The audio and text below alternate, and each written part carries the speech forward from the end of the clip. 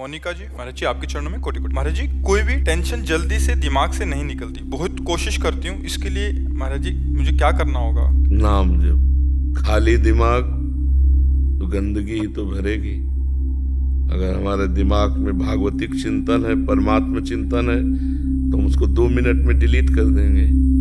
नहीं तो जीवन भर आदमी जिसने गलत कभी बोला और सामने पड़ेगा तो जीवन भर कोई कोई द्वेष बनाए रहते हैं।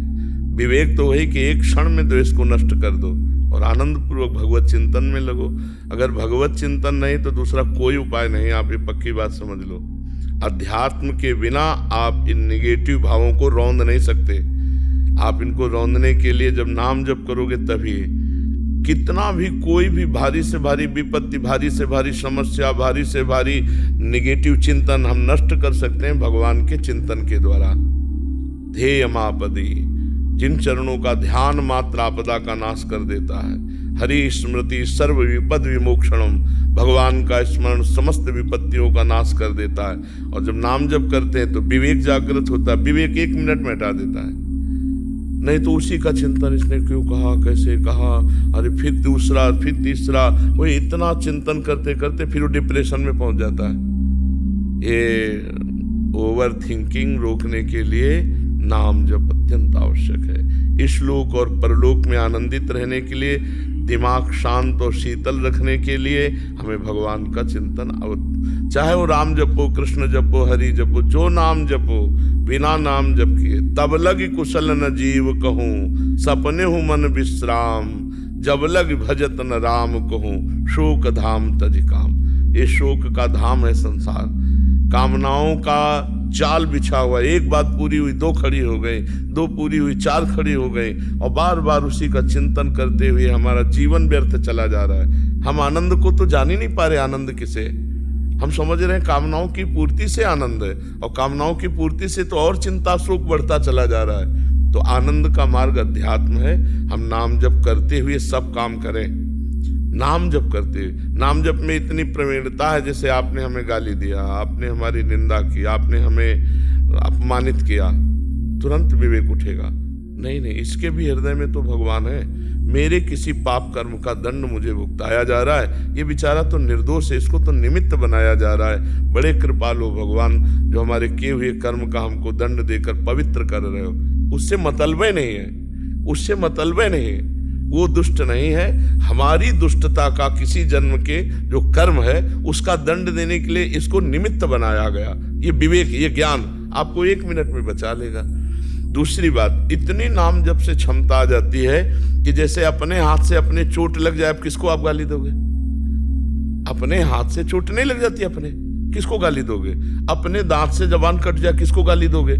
ऐसे ही सब में आत्मस्वरूप भगवान का दर्शन कर रहा है, तो दुनिया के द्वारा किए हुए प्रहार को ऐसे ही समझ रहा है जैसे अपने हाथ से अपने को दंड में। वो किसी को दोषी नहीं समझता।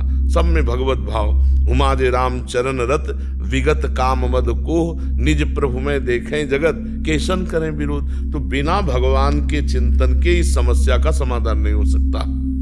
जब तक सर्वत्र समबुद्धि नहीं आएगी, ज्ञान नहीं जागृत होगा, तब तक ये जलन शांत नहीं होगी।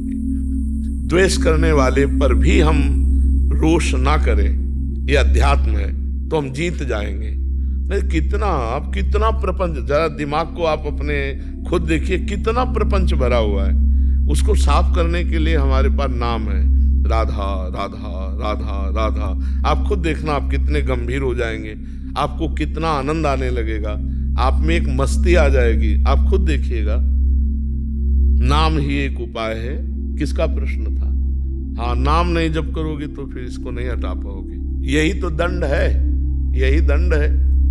अरे देखो, यही बुद्धि अपने आप जहर खवा देती है। अपने हाथ से आदमी जहर खाता है, अपने हाथ से फांसी लगा लेता है, अपने हाथ से शूट कर देता है। ये वही बुद्धि है जो भगवान से विमुख हुई, संसार में सुख खोजने गई, और जब उसको कुछ नहीं मिला, धोखा मिला, या उसका निर्णय ठीक नहीं हो पा रहा, तो सोचता है यार अपने को ही खत्म कर दो। ये है बुद्धि। ये देखो ना, कितनी घटनाएं ऐसी घटती है। तो इसलिए हमें लगता है सबको नाम जपना चाहिए। गंदा भोजन छोड़ो, गंदा पेय पदार्थ छोड़ो, गंदे आचरण छोड़ो, नहीं तो तुम्हारी दुर्गति हो जाएगी। आज हंस लो हमारी बात पे। Girlfriend boyfriend live in relation, आज हंस लो हमारी बात पे कि बाबा जी ऐसी बात करते हैं, ये क्या जाने। समय आएगा ना, तब तुम देखना, हमारी बात को याद करना कि तुम्हारा जीवन कहाँ पहुंच गया है, कितने संकट में पहुंच गया है।